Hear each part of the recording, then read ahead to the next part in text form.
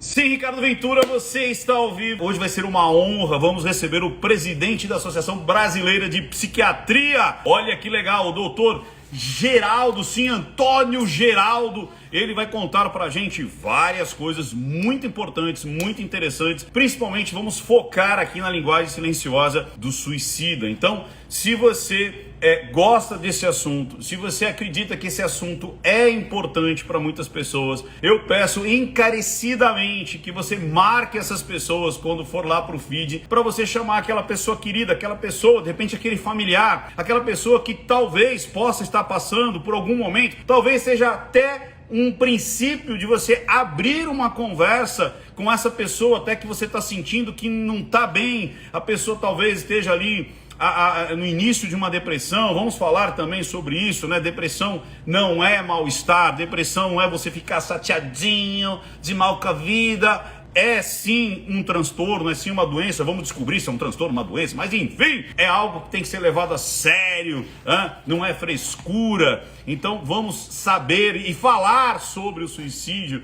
Ele não estimula, né? É um grande mito. Vamos falar isso com o doutor Antônio Geraldo, porque muitas vezes é importante você perguntar para a pessoa, né? Você está tendo pensamentos diferentes, pensamentos, né, que não são legais? Isso é importante. A coisa mudou. Antigamente era tipo assim, vamos esconder, vamos esconder. Hoje não. Mas quem sou eu para falar sobre isso? Eu vou trazer aí o grande mestre para conversar com vocês. Eu tenho certeza que vai ser um conteúdo muito, muito bom. E, humildemente, eu espero contribuir com a linguagem silenciosa. O quanto é importante nós prestarmos atenção nos nossos entes queridos, filhos, pais, cônjuges, amigos, colegas de trabalho, enfim, para a gente perceber o que a gente vai aprender hoje aqui. Então eu vou chamá-lo, deixa eu ver se ele já está aqui. E ele já está aqui. Falar com gente esperta é outra coisa, né? Brincadeira, ele já pediu aqui. Aê! Estamos ao vivo, doutor! Que bom, que coisa boa. Muito bom. Então, antes de mais nada, eu quero agradecer pelo carinho, pela atenção, o seu tempo, inclusive, de estar aqui com a gente, compartilhando. Eu tenho certeza, sem sombra de dúvidas, que vai ser uma grande live onde a gente vai aprender muita coisa. Então, primeiramente, muito obrigado pelo convite, por ter aceito o convite. E, antes de mais nada, doutor, eu falo o seguinte, eu falo assim, que é o momento carteirada. Você sabe que hoje a gente está no Brasil numa situação assim, quem é esse cara aí? Quem é esse barbichinho aí que posta uma árvore de acerola, que posta uma árvore florescendo? Quem que é esse caboclinho para falar sobre suicida, sobre depressão? Então, sem modéstia, doutor, dê a sua carteirada. Vamos lá, né? Tem que apresentar mesmo, tem que fazer esse currículo, então vamos lá. Tem que fazer. Bom, eu sou um menino que nasci numa cidadezinha lá no norte de Minas, uma cidadezinha chamada Grão-Mogol, uma cidadica, na verdade, muito pequenininha. Como é que chama a cidade? Né? Grão-Mogol. Grão de diamante. A minha cidade é uma cidade onde tinha grande produção, igual é o nome de um diamante. E nasci nessa cidade, estudei só em escola pública. E nasci nessa cidade, estudei lá na escola História Estadual Professor Bicalho. Então, uma escola, é a escola da cidade, é a escola que todos frequentam, porque para mim a cidade mais socialista que tem é a minha cidade. Todo mundo tem água, esgoto, todo mundo tem direito à saúde, um hospital maravilhoso, por sinal, atende todo mundo. Tem um asilo em que nós crescemos junto com aqui, para ser politicamente correto, como deveria ser, né? Tinha o Tolinho, meu amigo, tem o Tolinho, amigo de todo mundo, o Aleijadinho, amigo de todo mundo, e que todo mundo amava, que todo mundo admirava, tinha carinho, cuidava, não tinha essa coisa do bullying, né? Dessa coisa negativa, não. E dali eu fui para Montes Claros. Montes Claros é uma cidade próxima, onde é um centro universitário, uma cidade maravilhosa, onde eu sempre falava, quando os outros perguntavam, mas você é de onde? Eu sou de Montes Claros. Eu falei, mas eu nasci mesmo em Grão-Mogol, a referência é Montes Claros. Mas hoje eu tenho o prazer de ser cidadão montesclarense, me deram esse título lá, que eu gostei muito. Depois de Montes Claros, eu fiz lá o Unimontes na faculdade de medicina lá. Saí de Montes Claros e vim para Brasília fazer a residência médica aqui no Hospital Psiquiátrico São Vicente de Paulo. Todo mundo fala Paula, né? Mas não é Paula, é Paulo. Paulo é uma cidade da Itália onde nasceu São Vicente. Então é São Vicente desta cidade chamada Paulo. Bom, fiz a residência médica lá, que era uma residência integrada da Universidade de Brasília, com a Secretaria de Saúde do Distrito Federal, e eu morei dentro desse hospital. A residência de psiquiatria são 3 a 4 anos, e esse eu era morador, eu morava lá. Eu acordava de manhã, café da manhã, almoço, jantar, dormir, ceia, acordava e dormia nesse hospital. Vivi assim durante todo o meu período de residência médica. Terminei, fui estudar um pouco e também no local público, que foi na Unicamp. Unimontes é pública, UNB é pública, Unicamp também é pública. E depois eu fui para a Universidade do Porto, Faculdade de Medicina da Universidade do Porto, que é uma faculdade também pública, né, lá em Portugal, onde eu concluí lá fiz doutoramento e depois o doutorado, e onde eu pretendo fazer também pós-doc lá, porque é uma faculdade muito legal. Nesse ínterim, produzimos aí vários livros da área que eu gosto muito. Olha, eu carrego sempre aqui, ó, vou virar... Mostra! Aqui, isso é uma série de alguns dos livros da nossa produção científica, que eu gosto bastante. Legal. Né? O livro mais novo é esse livro aqui, que é um tratado de psiquiatria, o primeiro tratado brasileiro de psiquiatria foi produzido agora, nós fizemos esse livro junto com o Nardi e com o João Quevedo. Então, gosto muito de escrever, né? O ano passado também, esse ano também lançamos esse livro, que é um programa de educação continuada em psiquiatria. Que gosto legal. muito. E gosto muito da coisa de estudar a saúde mental da mulher. Nós fizemos esse livro, que é um lançamento internacional. É um sucesso hoje da Springer, que eu gosto bastante desse livro. Esse livro é fantástico, bastante interessante. E na pandemia, agora nós estamos produzindo muito, fazendo pesquisa, né? Pesquisa na área de saúde mental e Covid. Estamos vendo coisas aí absurdas que ninguém imaginava, ninguém achava que ia ser. E, na verdade, assim, a pandemia está trazendo um monte de pessoas com quadros psiquiátricos, aumentando e muito. E nós fizemos uma pesquisa, que você sabe, é difícil fazer pesquisa no Brasil, e nós fizemos uma pesquisa patrocinada pela OPAS e pelo Ministério da Saúde, inclusive, o SEGETS, e o N nosso é de 320 mil pessoas, 320 mil profissionais de saúde. Então, nós estamos aí, já produzimos entre mais ou menos 15 artigos científicos em revistas internacionais de grande fator de impacto, e vão produzir mais, porque tem muita coisa para ser vista, muita coisa interessante, e tem muita mensagem silenciosa dentro dessa pesquisa. Então você tem que ficar buscando ali, ó, pô, o que eu não percebi aqui, ó? Pô, cara, isso aqui é muito mais mulheres do que homem. Olha, isso aqui o grupo é muito mais de tal profissão do que de tal profissão. E aí você vai pegando um monte de coisa e vem trabalhando muito em cima disso com uma equipe extraordinária, que é o Leandro Malloy Diniz, que é psicólogo e que é professor da UFMG, Universidade Federal de Minas Gerais. Eu Leandro Malloy Diniz e a Débora. A Débora, ela é pediatra. Nós fazemos a coordenação desse grupo de pesquisa e que tem produzido muito. Nós temos ali no grupo de pesquisa mais 4 psiquiatras, se não me engano, um da Universidade do Texas, outro da UFMG, outro da Universidade do Tocantins. Se eu falhar, que não lembrar ninguém, vai ficar mal para mim. Bom, e vários colegas psicólogos, vários.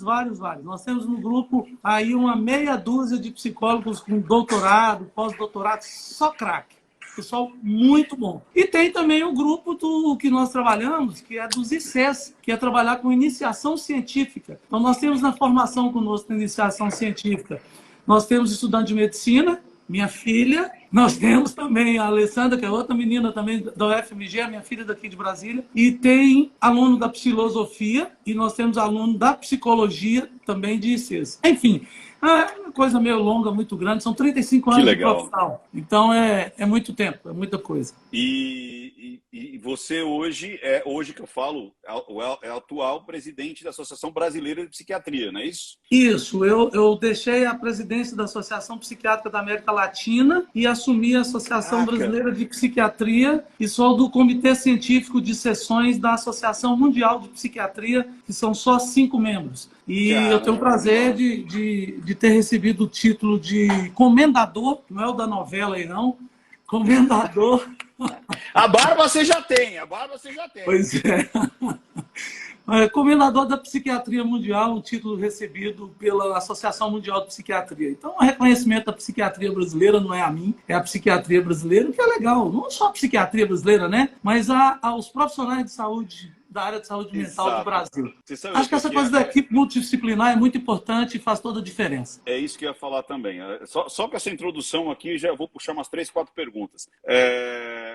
Vou começar pela última, que é uma constatação e não uma pergunta. Eu fico muito feliz em ver brasileiros com essa penetração, né? com esse reconhecimento, né? Com essa grandeza, porque a gente, graças a Deus, estamos perdendo essa síndrome do cachorro vira-lata, onde as grandes pesquisas têm que vir com o nome ali de John No Arms, né? Se vier com o nome em inglês, pode ser o João sem braço, mas se for John No Arms, nossa, que legal, né? Deve ser bacana, deve ser bom. E aí aparece o doutor Antônio Geraldo da Silva, Montes Claros, né?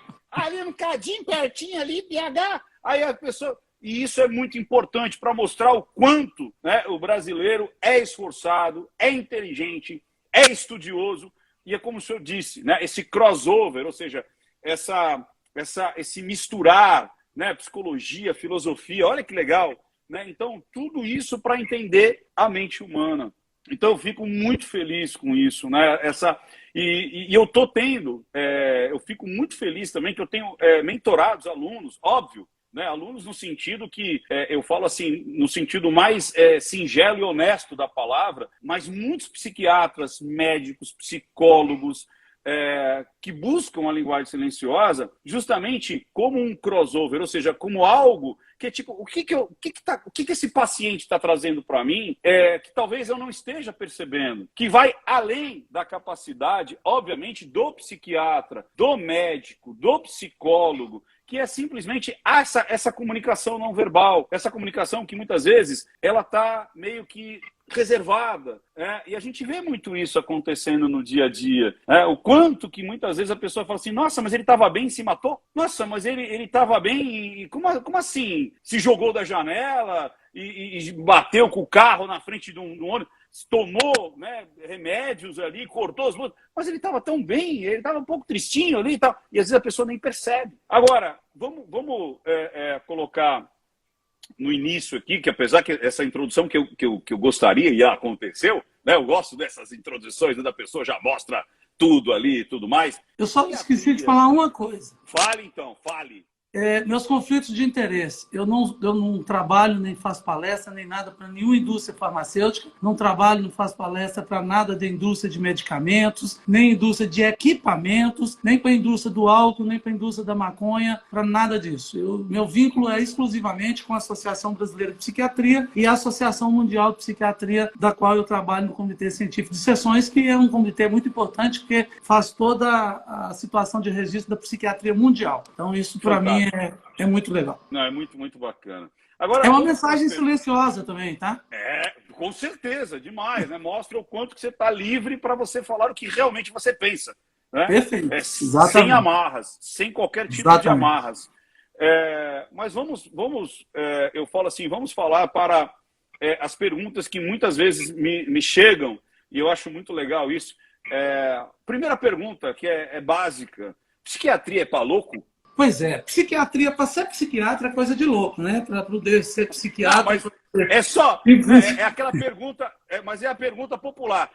Não, psiquiatra é para louco, eu não sou louco. Perfeito. Eu brinquei com a sua pergunta para poder te dar a resposta.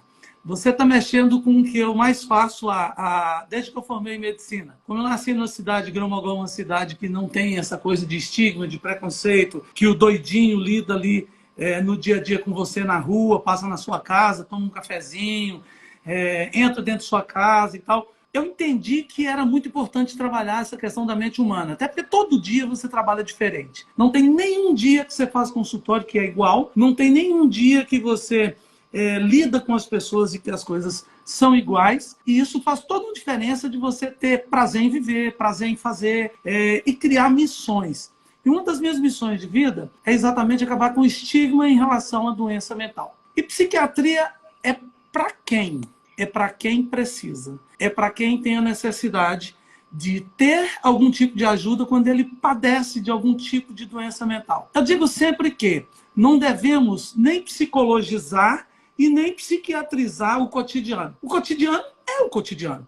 Agora, quando as pessoas adoecem, quando elas passam a ter algum tipo de patologia, de algum tipo de doença, não tem como esconder, não tem como fugir, porque o que resulta nisso é na morte. E isso não pode brincar. E são mensagens silenciosas que vão ocorrendo, que as coisas vão acontecendo, ninguém percebe, e quando assusta é quando morreu, é quando não tem mais a pessoa para poder ajudar. E isso tem feito com que a gente trabalhe intensamente todo e qualquer tipo de preconceito. Nós temos uma campanha, eu coordeno a campanha nacional que chama Sociedade contra o Preconceito. Nós temos uma outra campanha nacional que é Psicofobia é um crime. Ela deixou de ser brasileira, estendeu para a América Latina, deixou de América Latina, veio prêmios internacionais com ela fora do Brasil. Por quê? Porque trabalhar o estigma, trabalhar o preconceito, que o preconceito é que mata. O preconceito é que se retira as pessoas de ter acesso ao tratamento. E deixa eu só traduzir essa parte que eu achei fantástica. Eu estava lendo sobre isso, uma entrevista que o senhor deu, que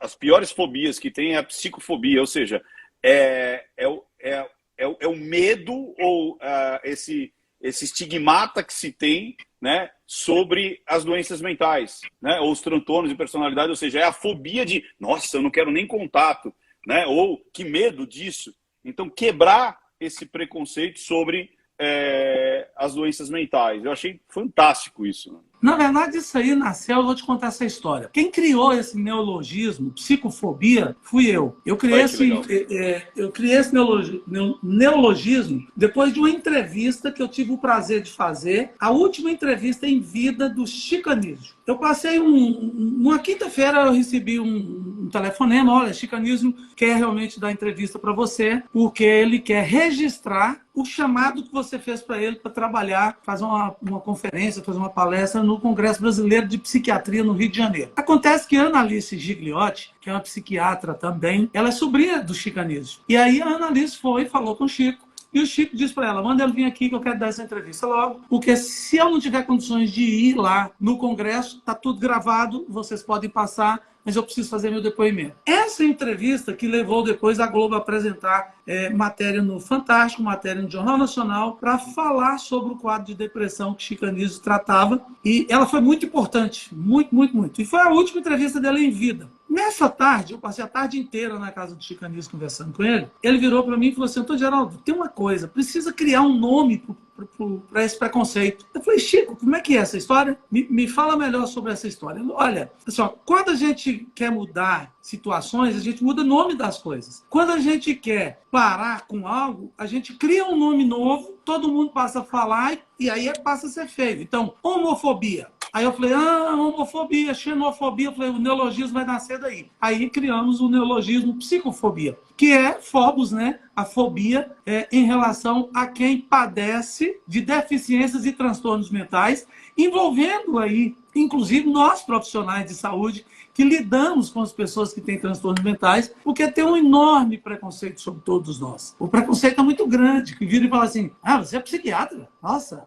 Aí eu já cheguei a ouvir, psiquiatra não é médico. Eu falei, realmente não é não. Fiz só 6 anos de medicina, numa escola pública, para poder depois fazer minha residência médica e tudo mais. Aí veio daí essa coisa da psicofobia, criamos o neologismo, o que é legal, porque pegou o nome, pegou essa coisa da psicofobia em todas as culturas. É um nome internacional. Tem alguém ligando aqui, por isso que eu estou tendo que desligar.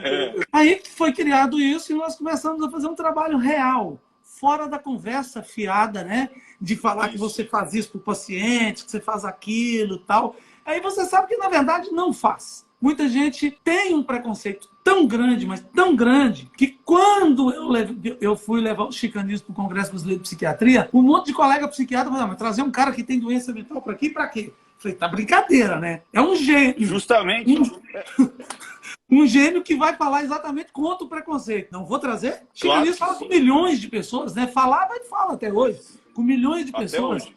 Então é muito diferente. Aí eu levei Chico Anísio, Luciano do Vale, e aí fui levando Cássia Kiss, que até encontrei com Cássia Kiss a semana passada, e nós estamos com a proposta de escrever um livro conjunto sobre a vida dela e os quadros que advêm em relação à situação de que ela viveu na psiquiatria, tratamento, essa coisa toda. E todos que quiserem, que tiverem nome, que são pessoas importantes para nos ajudar para acabar o preconceito, será muito bem-vindo. Porque a psicofobia, ela existe, e ela é forte. E as pessoas morrem. As pessoas morrem. Exatamente. Não tem acesso ao tratamento. E você sabe, doutor, eu percebo também um outro lado. o senhor falou uma coisa extremamente esclarecedora, né? Porque, assim, existe a vida comum, a vida cotidiana, e existem os transtornos. Então, às vezes as pessoas também estão banalizando. Eu sempre falo, gente, não é porque a pessoa é ruim que ela é psicopata. Não é porque a pessoa é egocentrista ou arrogante que ela é narcisista. Isso é vida, isso é vida. Tem pessoas más, tem assassinos, tem pessoas que, sei lá, dá uma machadada na cabeça do outro porque ela é má, porque ela aprendeu a ser assim. Ou a pessoa é muito eu, e ela não é narcisista. Então meio que popularizou algumas coisas que parece que todo mundo é narcisista. A mãe briga com o filho, ai, minha mãe é narcisista. Ai, minha mãe, porque minha mãe não deixou eu sair no baile, minha mãe é narcisista. Então existe também a popularização ao contrário, que é tipo assim, todo mundo é colocado dentro de caixinhas com problemas. E aí meio que banaliza também. Porque daí a pessoa com problema parece que, não, mas é normal, porque minha professora ela é borderline, porque de vez em quando ela tá de TPM, então ela é borderline, porque ela muda, né? Ela muda de humor, né? Porra, isso é TPM, não é borderline. Então, eu acho legal o senhor falar sobre isso, né? Que tipo assim, eu gostei muito disso. Ainda mais vindo do senhor, assim, tipo, gente do céu. Há muito tempo eu falo isso. Gente, não é porque a pessoa... Isso é vida comum. As pessoas mudam de humor, as pessoas estão mais retraídas, mais alegres, as pessoas, às vezes, elas se sentem soberbas, e tá tudo bem. Isso é vida, isso é mente, isso é o ser humano. Os seres humanos não são perfeitos. Nós erramos, nós fazemos besteiras, nós fazemos coisas que às vezes a gente tem vergonha do que nós fizemos. E tá tudo bem. Agora, quando identificar, por exemplo, nós estamos falando sobre a depressão, que muitas vezes leva ao suicídio, né? Como identificar o que é uma depressão, de modo médico, psiquiátrico, o que é uma depressão de um momento de tipo assim, tomei ali como é que chama lá? Eu vou falar, um pé na bunda do meu namorado, eu tô tristinho, fui mandado embora, eu tô tristinho. Então, existem momentos de tristeza, existem momentos que a gente se sente assim, tipo assim, nossa, o mundo é cruel, que eu acho que é normal. Agora, o que é a depressão? Que realmente é muito perigoso e as pessoas muitas vezes não percebem a diferença de vida normal de uma pessoa que está entrando em depressão. Vamos lá. Primeiro, vamos lembrar o que eu disse e por que eu disse, né? Não podemos psicologizar, nem podemos psiquiatrizar o cotidiano. Não mesmo. Isso adveio desde a minha época de residência médica, onde, você entendeu um pouquinho, eu entrei em medicina, eu tinha 16 anos de idade. Então, eu formei ainda adolescente aos 22 anos de idade. Ainda é adolescente, né? E aí, eu não tolerava, quando eu saía para lazer, que não era muito, era pouco, que eu já cheguei a trabalhar 100 horas por semana, 100 horas na semana, 40 horas da residência médica, 40 horas do meu contrato de trabalho com a Secretaria de Saúde e 60 horas da residência médica e mais consultório. E aí, os outros chegavam, saía para lazer, as pessoas começavam a trazer questões psiquiátricas. Eu falei, para, não estou de plantão, não estou não. Eu não estou de plantão, então aqui é para viver.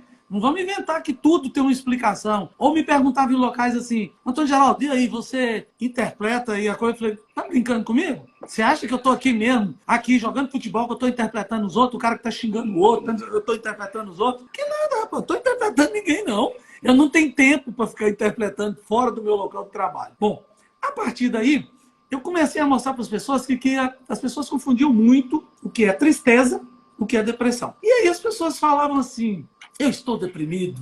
Aí o outro já pensando assim, então precisa fazer uma psicoterapia? Precisa tomar um remédio? Não, ele está deprimido. E por que ele não está deprimido? Eu sou cruzeirense. Eu estou deprimido. O meu Cruzeiro está na 2ª divisão, correndo risco de cair para a 3ª.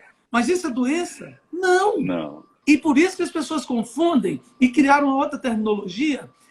Qual a terminologia? Falando, por exemplo, sofrimento mental. Sofrimento mental, todos nós temos. Aí tá, se eu estou em sofrimento mental, então, e estou deprimido, não, é doença. Porque sofrimento mental é alheio ao ser humano. Todo mundo pode ter ou tem sofrimento mental. Isso é natural, normal, né? Meu time perdeu, meu time ganhou, minha namorada me largou, minha mulher me largou, meu emprego, o chefe foi mal hoje comigo, eu tenho sofrimento. Legal, tudo bem. Isso é sofrimento mental. Só que começaram a traduzir isso como sendo doença.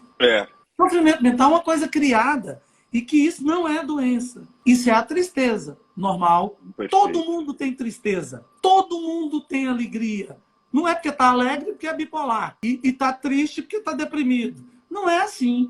A vida é normal. É preciso viver e não ter medo de viver. É preciso ter vida normal. Enfrentar tudo e todos. Quando você fala de doença, aí é outra conversa. Aí nós estamos falando de síndrome. O que é síndrome, pessoal? Síndrome é um conjunto de sintomas. Olha só, síndrome é conjunto de sintomas. Então você vai ter tristeza, desânimo, falta de prazer, falta de alegria, baixa autoestima, libido ruim. Os homens mentem, né, no consultório. A gente fala de libido e eles falam assim, não, tá boa. Mentira, tá ruim. Mas fala que tá boa, né? As mulheres não, elas falam, não, o libido tá ruim mesmo. Aí tudo é para baixo, né? Tudo é uma depressão. Só um parênteses, né? E essa é a parte legal da linguagem silenciosa, né? Que aí o médico pergunta, e como é que está a sua vida sexual? Ah, tá boa, tá ótimo. Tá boa. Tá, aí a mulher olha assim, e aí ele se afasta, ele faz aqui, põe a mão na boca, joga um ombro para cá, e aí você fala, não tá boa. Não tá boa, já vi que não tá boa aqui. E não quer tratar desse assunto, né? Não quer mais falar desse assunto. E aí vai, você tem tudo é para baixo. Quando a gente está dirigindo, que tem algum buraco na pista, vem aquele sinal que significa depressão na pista. Então é isso, é tudo para baixo. Memória tá ruim para baixo, libido tá para baixo, autoestima tá para baixo. Aí você tem uma variação no sono. Você pode ter muito sono, que é chamado de hipersonia, que é muito sono, ou você pode ter insônia, que é in é sem sonos, então é sem sono. E essa insônia pode ser inicial, que é para iniciar o sono, no meio do sono ou no final do sono. Então, inicial, intermediária e final. Então é variável. Por isso que vem e coloca assim, distúrbios do sono, que pode ser para cima ou para baixo, muito sono ou pouco sono. Distúrbios do apetite, que pode ser muita fome ou pouca fome, ou até não comer. Então, essa composição de vários sintomas durante um período X é que nós vamos chamar, então, de síndrome, que é a doença depressiva. Mas eu vou fazer uma coisa aqui para mostrar para você que é muito interessante para as pessoas diferenciarem. Todo mundo tem glicose, correto? Correto. Todo mundo tem pressão arterial, correto? Então vamos pegar essas duas doenças apenas para mostrar o que é uma doença dimensional, que ela tem uma dimensão. Todo mundo tem glicose, mas a faixa normal é de 60 a 100. Maravilha, todo mundo tem. Se eu tenho menos, eu tenho hipoglicemia, tá errado. Se eu tenho muito, eu tenho hiperglicemia, diabetes, tá errado. Então tá, você tem que ficar aqui nesse meio, nessa regulagem aqui, ó. No dedinho você vai lá e regula. Pá, regulou e está aqui. Pressão arterial, 12 por 8, 11 por 7, 12 por 9, 13 por 8, 13 por 7. Mas tem essa variação aqui que é normal. Todo mundo tem. Se você tem baixa, você tem hipotensão, é problema. Se você tem alta, você tem hipertensão, é problema. Então como é que a gente tem que fazer? Ficar aqui nessa faixa. Faixa de normalidade. Aqui tem a diferença. Fantástico. Depressão. Todo mundo tem tristeza. Todo mundo tem uma variação no apetite. Todo mundo tem. Às vezes uma insôniazinha, às vezes um sono demais. Hoje eu estou morto. Quero dormir, ficar quieto. Quero ninguém mexer no saco. Não, hoje eu quero ficar até 4 horas da manhã vendo série aqui. Vou botar no 1.5, como você fez no round 6 lá. Vou botar aqui no 1.5 e vou andar rápido, mas eu quero ver. Aí tô dormindo 4 horas da manhã e tá insone. Não, eu só não quis dormir cedo. É opcional. Então, isso é dimensional. Isso é normal. Agora, quando os sintomas cresceram aqui demais e por muito tempo, virou doença. Quando baixou aqui e por muito tempo, virou doença.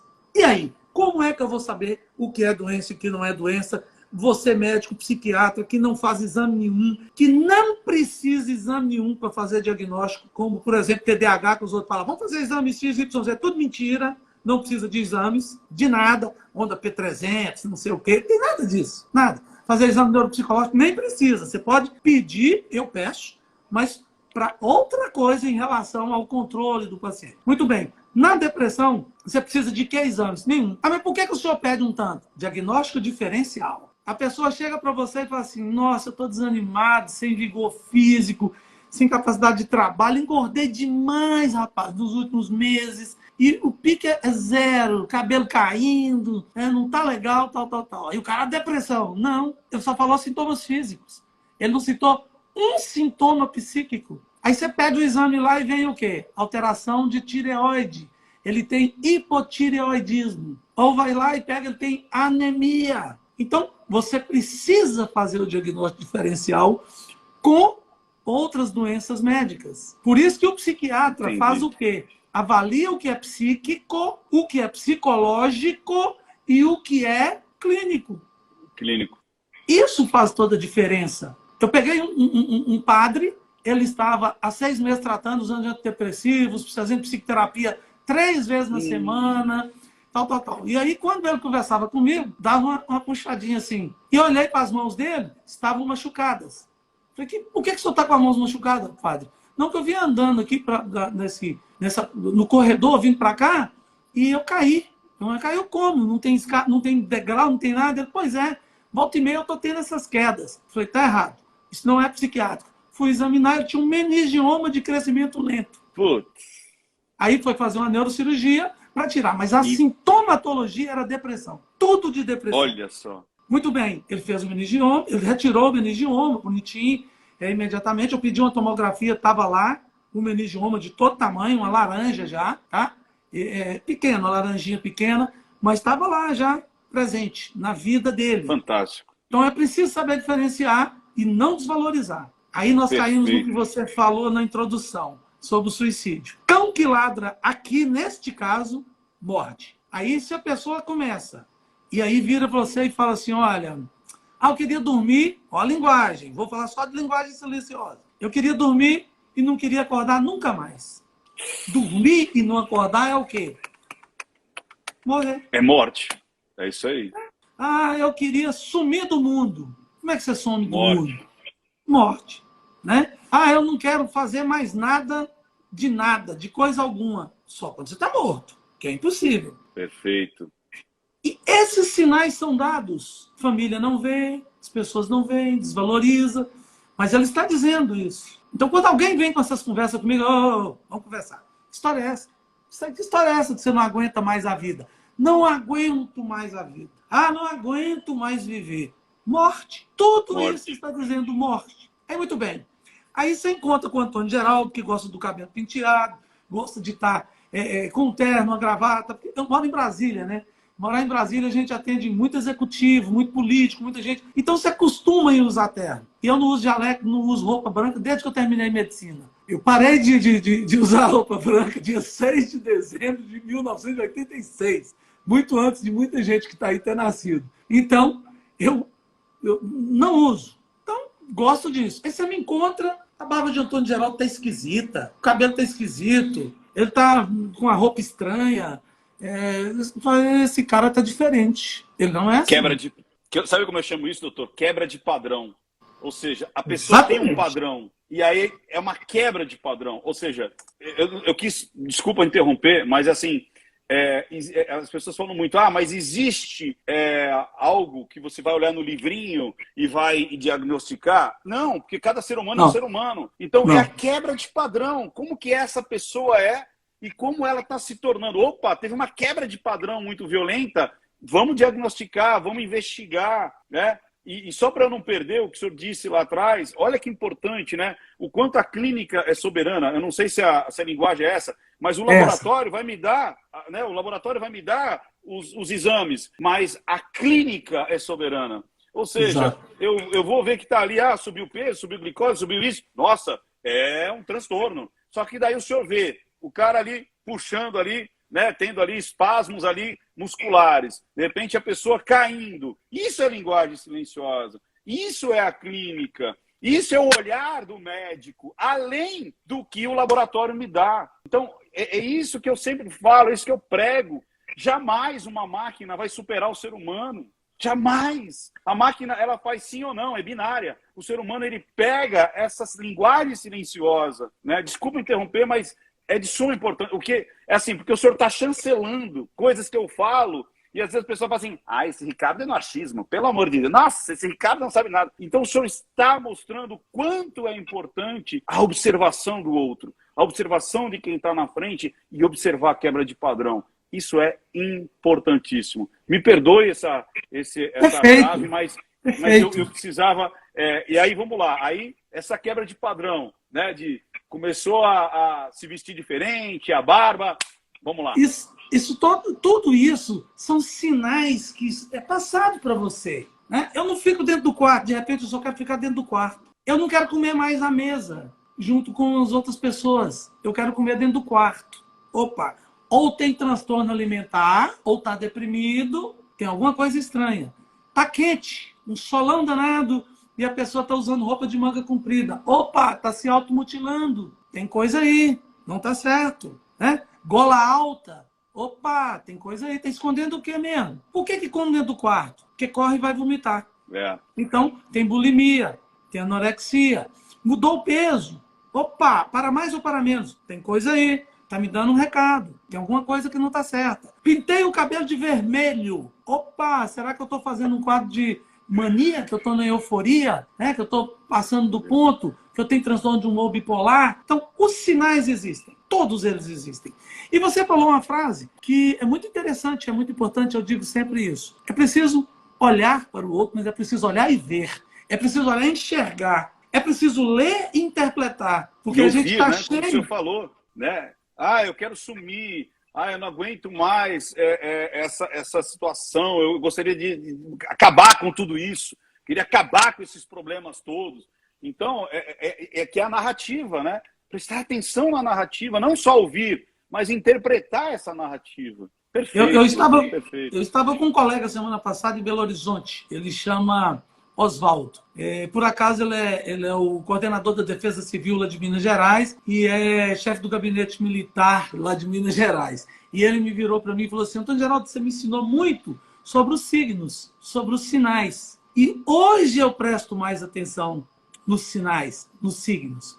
Eu fiz uma formação para poder tentar potencializar o meu trabalho contra o estigma, o meu trabalho contra o preconceito. Eu fiz na ESPM uma pós-graduação em publicidade e marketing. Eu fiz um MBA em publicidade e marketing. E lá tinha uma coisa que chamava comportamento humano. Eu aprendi uma coisa naquele curso, daquele MBA de publicidade e marketing, que era fazer a leitura do cenário. E isso na psiquiatria, por incrível que pareça, me ajudou e muito.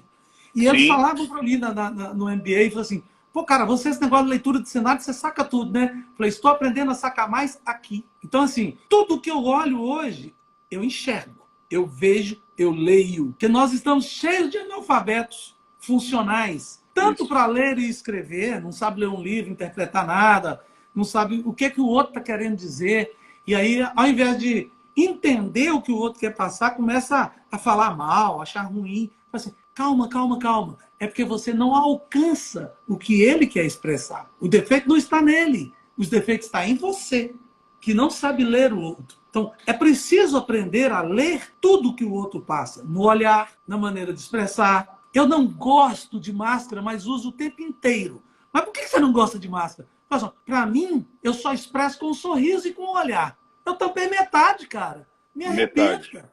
Me tira muito da minha expressão, porque eu gosto disso.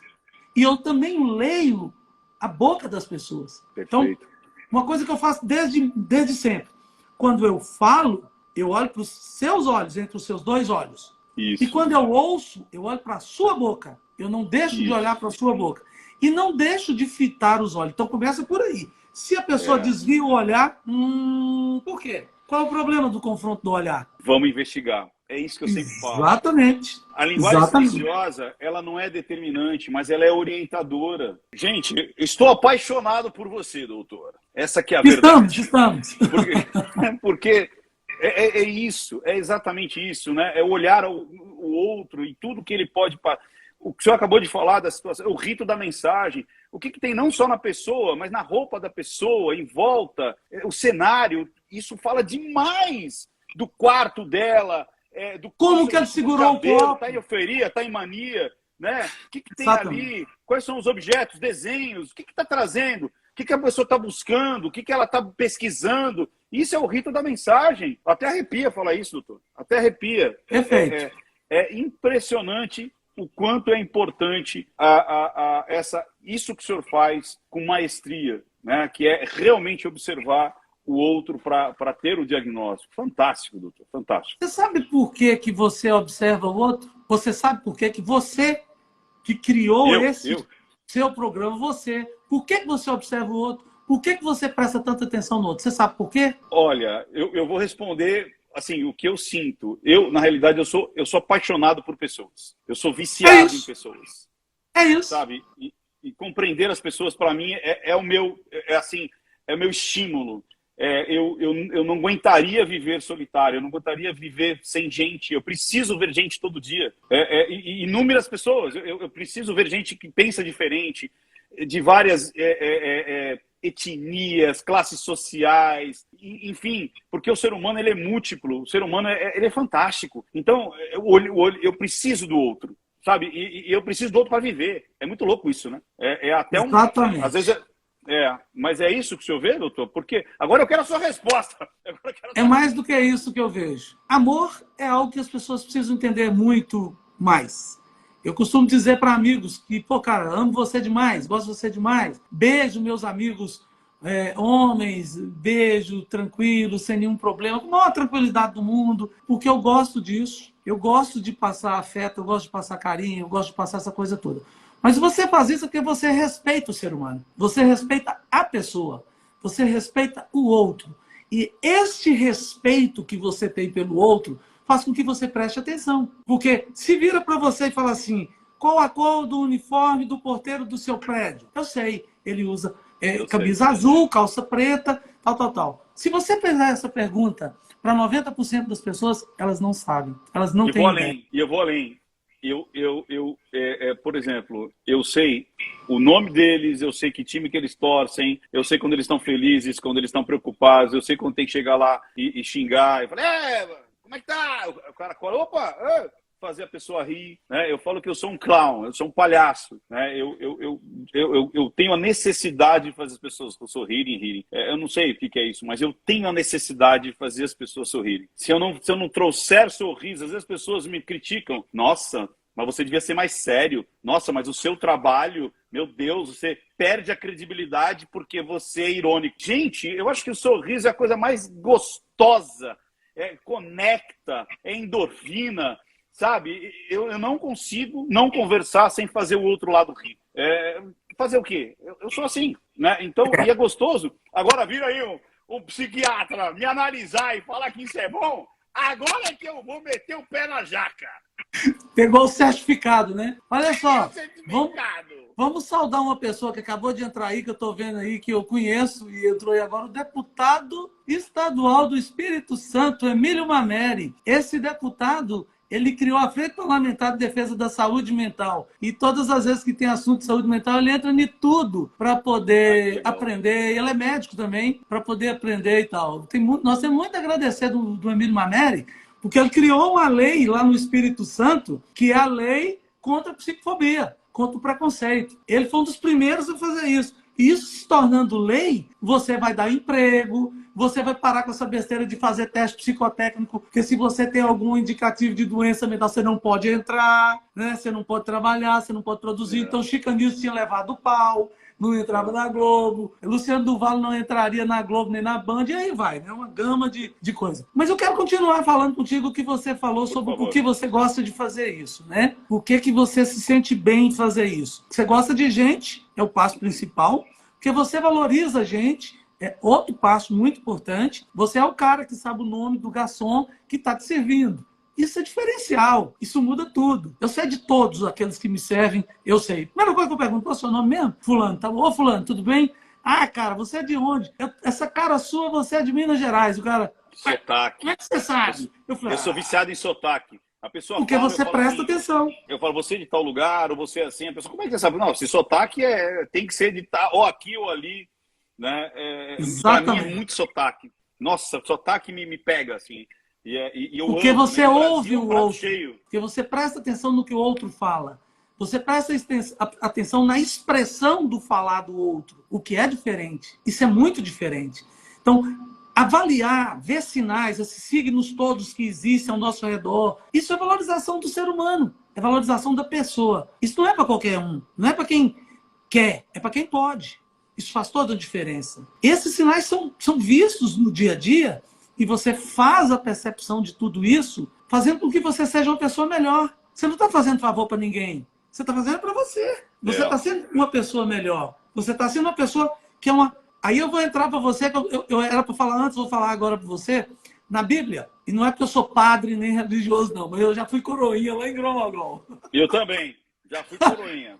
2 coroinhas, então. Então nós estamos no caminho bom. Se você tem as possibilidades de ser Gênesis ou de ser Apocalipse, você fez a opção de ser Gênesis. Você fez a opção de criar, de gerar. Gênesis é origem. Então, você quer originar coisas boas. Você quer trazer coisas boas. E isso vai fazer com que você viva o quê? 100 anos. Por quê? Porque você tem compromisso em fazer. Eu tenho compromisso de fazer um mundo melhor. Eu acredito que o mundo tem muito mais pessoas boas. Muito mais. Nisso. Eu acredito não, tenho certeza.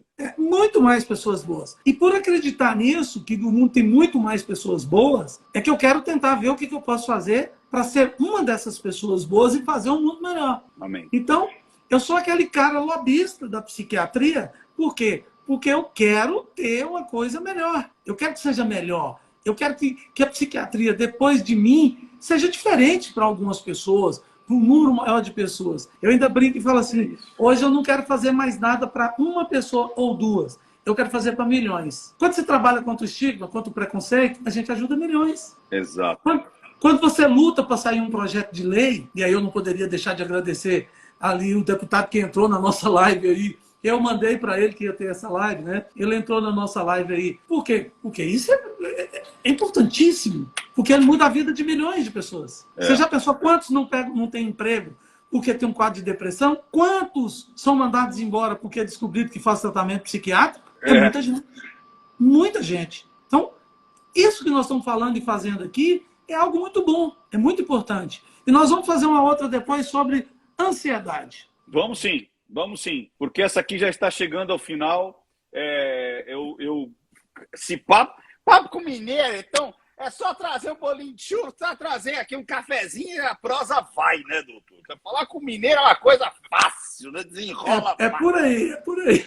E eu falo mais que o homem da cobra, aí lascou, aí é uma luta aqui, nós dois aqui. Mas enfim. Com certeza. Doutor, já para mim já está aceito. Quando o senhor desejar, quando o senhor quiser, o convite já está aceito. Essa live, as pessoas estão perguntando, vai ficar salva? Sim, vai ficar salva. E também vou mandar para o YouTube. Então, milhares de pessoas vão assistir, não só aqui, como no YouTube. E eu tenho certeza que vai ser uma das lives que vai ter uma grande repercussão. Tenho certeza absoluta pelos temas aqui abordados e pela simplicidade. E eu sou viciado em pessoas simples, sabe? Eu acho que assim, você pode estudar muitas línguas, muitos livros, muitos autores, mas saber transmitir isso de maneira simples é para poucos. E o senhor fez isso com maestria. E eu posso falar isso com propriedade, porque eu sou viciado em justamente trazer o complicado e transformar em linguagem simples. Você não precisa falar difícil para impressionar. Você impressiona justamente tocando a vida das pessoas. E eu tenho certeza que o senhor tocou muitas vidas hoje aqui e destravou muitos preconceitos. Isso eu tenho certeza absoluta. Nessa live foi destravado muitos preconceitos de pessoas que não tinham consciência de que o quanto a vida é isso. Você pode ter problemas, felicidades, angústias, emoções, euforia e ser uma pessoa normal. Agora, se caiu fora do que a gente disse, um padrão saudável de viver, existe como você sair dessa, existe ajuda. Então, existe a psiquiatria para te ajudar a você se tornar uma pessoa melhor e que você consiga conviver sem os seus fantasmas, os seus dramas, que tanto te tiram da sociedade, como disse muito bem o senhor, se isolando e tendo até pensamentos suicidas. E para finalizar, antes que o senhor diga as últimas palavras, o quanto é importante prestar atenção no outro. Preste atenção no outro. É muito importante. Preste atenção nos seus filhos, preste atenção na sua esposa, preste atenção nos seus vovozinhos, preste atenção. Às vezes o corpo grita, como disse o doutor, né? A boca grita, o olhar grita, a narrativa grita, né? as roupas, o cabelo, a falta, o excesso de maquiagem grita e às vezes a gente acha que simplesmente faz parte daquele ser estar daquela maneira, sendo que há uma quebra de padrão e você poderia ser o catalisador, você poderia ser aquela pessoa que estaria ali ajudando tanto os seus familiares quanto até os seus amigos também. Mais uma vez, muito obrigado, doutor. Depois de mim vem as suas palavras finais aí, que se eu tenho tempo, se eu quiser, para fazer essa despedida, mas eu quero já, de antemão, agradecer esse convite. Estou imensamente honrado e feliz por o senhor ter aceito esse nosso convite. Primeiro, eu vou ser breve, porque eu quero que você salva no IGTV, porque eu gostei demais dessa live, achei super top e a gente precisa salvar. Segundo, eu quero dizer para todo mundo que é o seguinte, o fato de você ser cientista, o fato de você defender teses, o fato de você fazer tudo isso, mostra que você tem que se diminuir muito para falar com quem não conseguiu fazer, com quem mal sabe ler,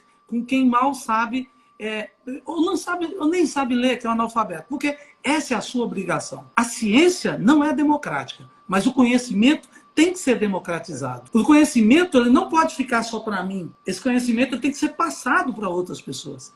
É importante que todos aprendam, que todos tenham conhecimento e que todos sejam replicadores. Aí você cria um círculo maior do bem, um círculo maior de fazer coisas boas. E essas pessoas precisam se unir para cada vez mais isso crescer. Eu não gosto de quem fala mal de Pedro comigo, porque quando eu virar ele vai falar mal de mim com Pedro. E assim porque quem fala as coisas fala muito mais sobre você do que o outro. E quanto mais você diz, mais você diz sobre você. E às vezes as pessoas nem nos conhecem e acham coisas. O que é triste, né? O fato de falar brincando, rindo, não sei o quê. Eu não tenho que falar desse assunto que é científico aqui de forma fechada, desagradável. Não. Eu tenho que falar rindo, brincando, fazendo piada do que é, mas eu tenho que ensinar. Isso eu tenho que passar. Eu tenho que democratizar o que eu conheço. Eu peço a todos vocês, não guardem livros em casa. Doe, estenda esse conhecimento para outras pessoas que não podem comprar. Democratize o conhecimento, a ciência. Democratize tudo que você puder, né? Que as pessoas merecem receber. Brigadaço, vamos salvar aí para a gente continuar. Depois nos falamos mais. Vamos sim. Vai ser um prazer. Prazer é todo nosso. Obrigado, doutor. Mais uma vez, muito obrigado. Vem comigo na mãozinha aqui, ó. Você vai fazer tchau, tchau, tchau e vai botar na frente da câmera. Vem, ó. Tchau, tchau, tchau, tchau, tchau, tchau, tchau. Tchau.